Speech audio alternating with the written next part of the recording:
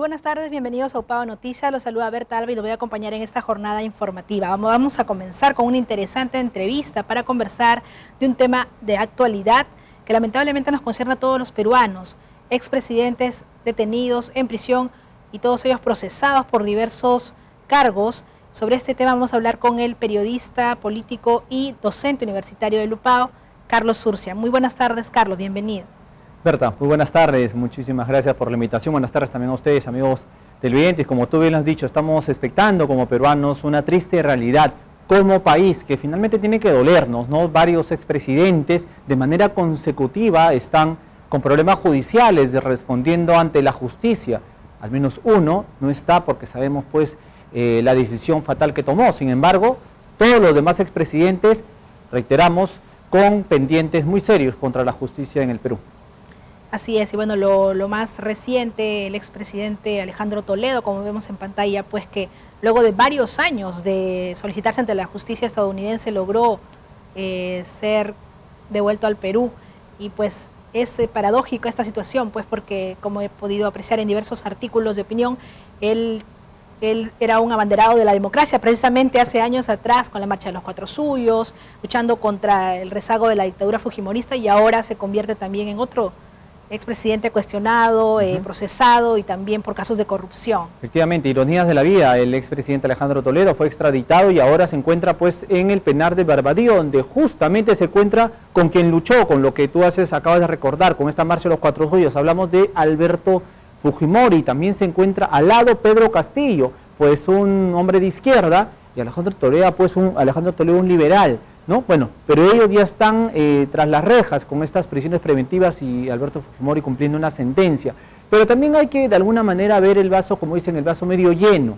Podríamos decir que Perú, ojo, Perú, nuestro país, de la cual tal vez nos podemos lamentar por estos gobernantes corruptos, pero ojo, Perú es el único país en el mundo que podremos decir sí mete presos a sus presidentes. Ojo, eso no lo vemos ni en Ecuador, ni en Brasil, ni en Chile, ni en Argentina, ni en el mismo Estados Unidos, ni en Europa. O sea, Perú sí mete presos a sus presidentes. Y ojo, que hay otros que todavía están en la cola. Hablamos de Pedro Pablo Kuczynski, con Vizcarra, la misma presidenta Dina Boluarte, que en algún momento también va a responder a la justicia por diversas acusaciones que ella tiene. Y bueno, pues, pero ahí están ahí pendientes todavía de ir al banquillo de los acusados. Ollantumala también. Efectivamente, sí, sí. Merino también, todos. Beatriz Merino, sí, lamentablemente todos los presidentes están ahí cuestionados. Pero también hay que mencionar, la pregunta es, ¿qué está pasando? Hay que entender que finalmente estos presidentes han llegado con el voto popular y por lo tanto hay que hacer una reflexión, ¿no? ¿Cuál es la carta política que nos dan los partidos? Estos candidatos, finalmente que llegaron a convertirse en presidentes, representaron a una agrupación política. Entonces, hagamos también la crítica seria a estos partidos políticos, que son los que nos ponen este menú, esta carta de candidatos que realmente dejan mucho que desear. Estamos hablando ahora de expresidentes, pero hablemos también, miremos hacia el interior del país, gobiernos regionales, gobiernos locales. O sea, esta carta que tenemos, reitero, promovida, propuesta, planteada por los partidos políticos, no es la que los peruanos merecemos, ¿no? Y también, como tú dijiste, para reflexionar respecto a que ciertos mecanismos de la justicia en el Perú están funcionando y que esto es un aliciente también para los ciudadanos y también puede representar el inicio para emerger o tener verdaderas políticas anticorrupción, ¿no? Que no sean solamente como un caballito de batalla en las elecciones que lucha contra la corrupción, sino para prevenir estos actos de corrupción, ya no estar lamentándonos después de todos estos encarcelamientos, procesos. Efectivamente, pero esto también debe merecer a una autocrítica también de nosotros como ciudadanos, ¿no?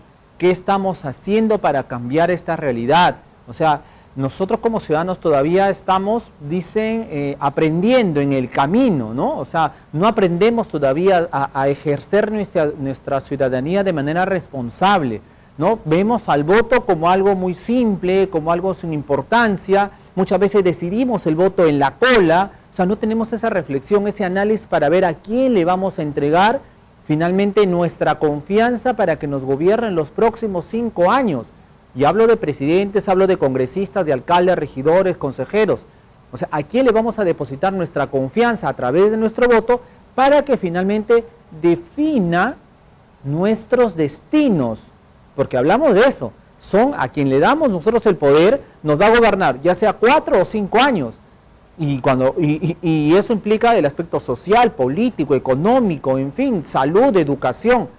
Esperemos pues tener una mejor carta abierta, amigos televidentes, para las próximas elecciones, que en realidad en el Perú no se sabe cuándo serán, porque tenemos elecciones, parece que cada año.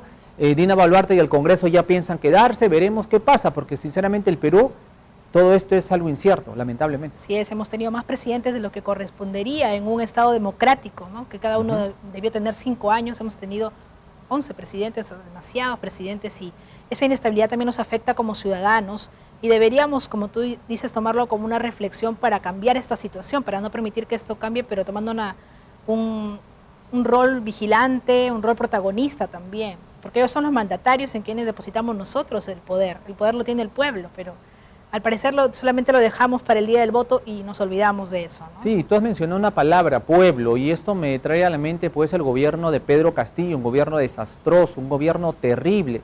Yo con esta frase tal vez soy un poco fuerte en el sentido de decir que el señor Pedro Castillo fue tan incompetente, fue tan inepto desde el primer momento que entró de Palacio hasta el último minuto que salió de Palacio de Gobierno. O sea, no logró finalmente cumplir ninguna de las promesas que había hecho. Es más, el daño que originó su política errática, equivocada, desastrosa, lo estamos pagando ahora. Ojo, nuestra economía ha sido golpeada, hemos retrocedido para muchos economistas 20 años de tanto que hemos avanzado. La anemia es una información que se conoce recientemente. La anemia en niños de 0 a 3 años ha crecido. La educación no se logra recuperar. La salud, como hemos visto, terrible. Entonces, no hay nada que nos haya dejado de bueno el gobierno de Pedro Castillo, y reiteramos, se lo eligió con mucha confianza. Muchos peruanos confiaron tal vez en la propuesta que este señor había dado, pero reitero, nunca imaginó llegar a Palacio, y es más, nunca supo cómo gobernar el país, y nos llevó al despeñadero total. Lamentablemente también la presidenta Dina Boluarte ante los medios internacionales es considerado también su gobierno como altamente autoritario. Es decir, la democracia, como ya sabemos en Perú, está en inestabilidad y no sabemos qué pueda pasar el día de mañana. Sí, efectivamente, la inestabilidad sí, todo esto es incierto, no se sabe qué va a pasar con la presidenta, ha vuelto a cambiar a ministros, 4 ministros han sido cambiados, han sido removidos en tan poco tiempo, ¿no? Alberto Otárola parece que tiene mucho protagonismo en el entorno de Dina Boluarte, para muchos también manifiestan que ya tiene que también refrescar la presidencia del Consejo de Ministros, un Congreso de la República que ya se está acomodando diciendo, ya no pasó nada, me voy a quedar hasta el 2016, pero ojo, hay una tensa calma en la calle, ojo, el sur, Puno, Cusco sigue todavía en una tensa calma, así que esperemos a ver cómo se desarrolla todo y ver qué ocurre. Como tú lo dices, amigos televidentes, es incierto, hay una incertidumbre total si es que se llega al 2026 o no. ¿Qué viso de esperanza podemos tomar los ciudadanos, podemos tener desde las regiones también, ¿no? hacia esta situación? ¿Tú consideras, Carlos? Lamentablemente los gobiernos regionales y locales no están a la altura también de las circunstancias. No están a la altura de las circunstancias. Y un solo dato, ¿no? Un solo dato. El norte ha sufrido lluvias terribles. Tumbes, Piura, Lambayeque, La Libertad, felizmente Trujillo no ha sufrido tanto. Sin embargo, estos gobiernos regionales solo han invertido, incluidos los municipales, solo han invertido en los 100 primeros días el 6% de su presupuesto. Y dinero tienen, o sea, tienen dinero en sus cuentas para gastar, al menos por esta emergencia, pero ni eso pudieron hacer. Entonces eso de alguna manera también nos revela que están a espaldas de la realidad. No nos generan confianza, nos generan inestabilidad adicional a la que ya tenemos con el gobierno central. Entonces hay que también estar muy vigilante en la fiscalización de los gobiernos regionales y municipales, ¿no? Hay mucha corrupción también en esos niveles de gobierno. La corrupción no solamente está en los ministerios o en la presidencia, también está en los gobiernos regionales. Tumbes, su gobernador, preso, sentenciado. En Piura de igual manera, Lambayeque de igual manera, Ancash con el señor César Álvarez de igual manera, Cajamarca con Gregorio Santos también preso. Así que no solamente la corrupción, digo, es a niveles de esfera nacional, sino también local, está muy cerca de nosotros.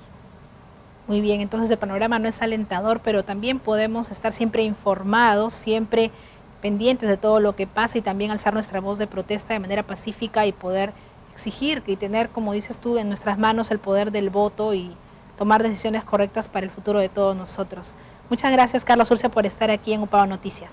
Muchísimas gracias, Berta, muchísimas gracias a amigos televidentes y nada, una sola frase, aprender a ser ciudadanos, simplemente a defender y ejercer nuestros derechos. Muy bien. Hasta luego.